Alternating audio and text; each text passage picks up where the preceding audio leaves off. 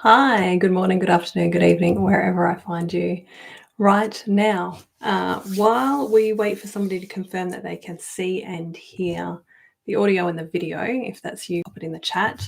I just want to invite you to feel your feet on the ground and connect with the environment where you are. The easiest way for us to learn is to just take 1, 2, 3, 4, 5 seconds to just get a little bit more grounded and connected with where we are. So, whatever you can do to help yourself feel safer, good in this moment, that will help you. If we haven't met before, I am Carolyn Southwell. I am a 2-4 emotional projector, 11 years into my journey with human design and almost a decade with tapping. And human design is something I talk about a lot on this channel. But I only have a handful of resources on tapping, and that's because there's so much stuff in my brain.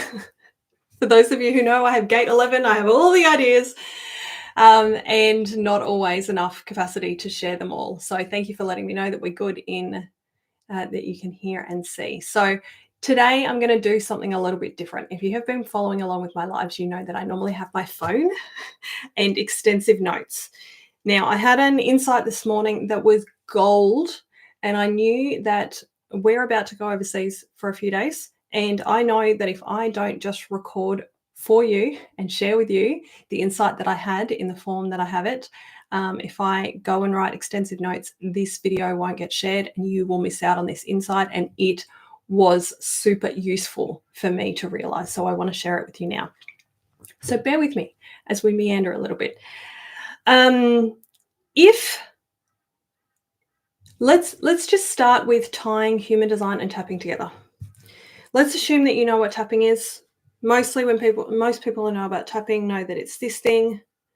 The most famous version of tapping is called EFT, Emotional Freedom Techniques, which I'm certified in. I rarely use that modality now because I have taken the work deeper and deeper and deeper and deeper. However, every now and again, my intuition will spit at me an EFT phrase because it's exactly what I need in the moment. And that's what happened this morning.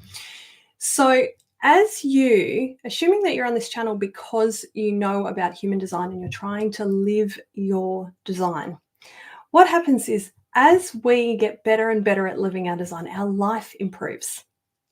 And sometimes that can feel a little bit unfamiliar and uncomfortable for parts of us that are used to things being hard. Now, the way that this showed up for me this morning is as I have been doing really deep deconditioning work, trauma resolution work, nervous system healing work, all of these things that some of you likely have been doing as well. I had the best night's sleep last night that I have had in months and months and months. And I woke up feeling like, you know, those little kids that like wake up like, oh my God, what day is it? Where am I? Oh, Mum, I just had the biggest sleep. I woke up like that this morning and it was wonderful as somebody who has had chronic sleep issues for decades. And so I was like, oh, okay, let me just settle in. This feels really good, but really unfamiliar to feel this good. So then we did what we usually do. My partner and I, we went for a run in the bush. And I noticed one of my favorite things to do as a Bally's environment person is to be in the bush. And I love running. I've run for a long time. And so I'm running in the bush and I noticed this sense of joy, very unfamiliar. There's a part of me that's like, no, it's not safe to feel this much joy. And so that part goes into panic mode because that part of me knows that when I feel too much joy and it's more than my nervous system is used to, then another part of me will come along, the panic part probably, and make something really dramatic and bad happen. So if I was in the bush and I'm running, I'd probably trip and fall, right, and hurt myself to come crashing down again because it's so friggin' uncomfortable. This is what we don't talk about enough. We spend so much time talking about the comfort zone, and I've drawn you a picture, so hopefully you can see this. Let's see. Okay, so we talk about the comfort zone as this circle, and we go, okay, got to do things that are, I've got to do backwards here. Okay, so we're used to being in the middle of our comfort zone somewhere. Sit on the couch, no problems. Me do an awkward YouTube live. Apparently it's somewhere in here now, which is great. And then what happens is as we do things that are scarier and scarier, this is how people usually talk about the comfort zone, right? We come up against our edge, and the idea is that we do things scary that push our edge out. But what people don't talk about enough is like, where is our limit for joy?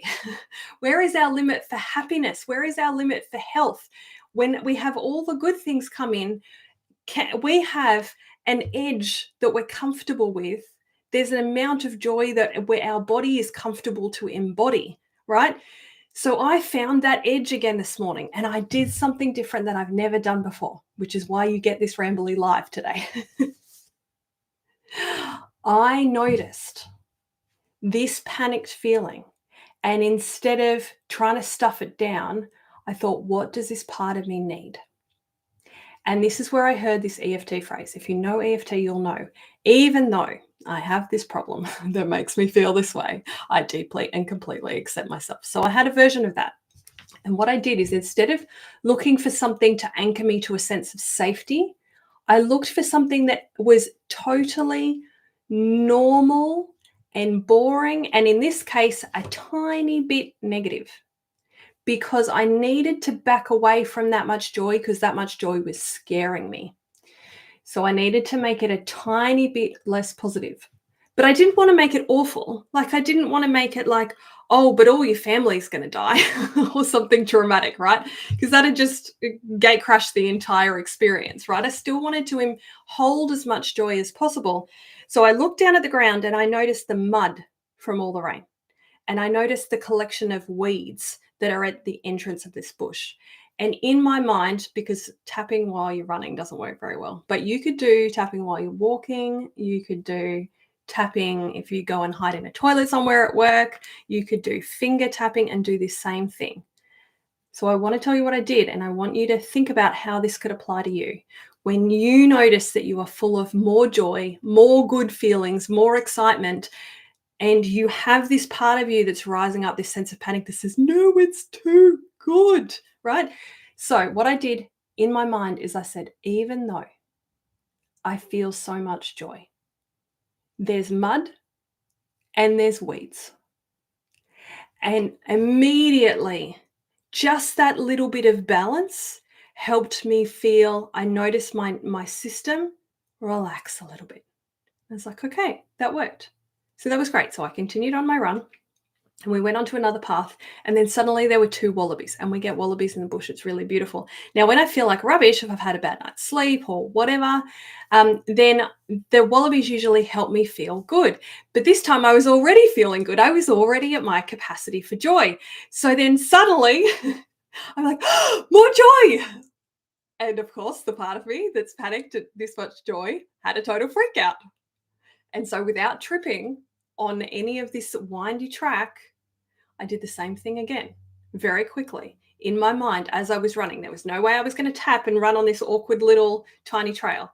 I said, even though I feel so much joy from seeing wallabies, I can still feel the sharp rocks underneath my feet, pushing up against the bottom of my shoes, right?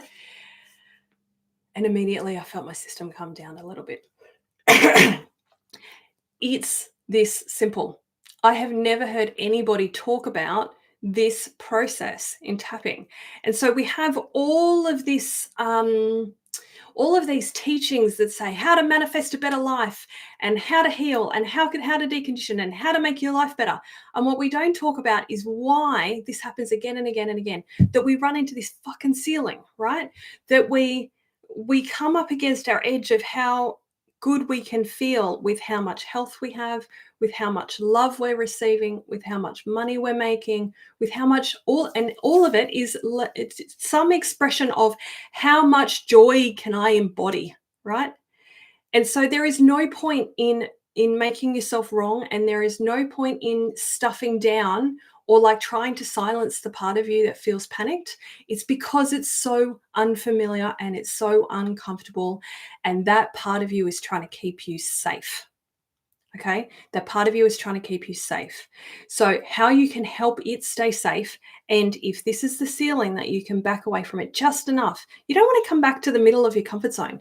You want to hang out right at the edge and get used to that new normal. Get used to embodying that much joy. And so the way you help that panic part is by doing your version of looking around for something that looks completely familiar, completely normal, but just a teeny tiny bit bothersome, right? Like the mud I had to navigate, the weeds that I don't like that I'm carrying on the bottom of my shoes, the sharp things that were digging in that I could still feel on my feet, right, as I was running.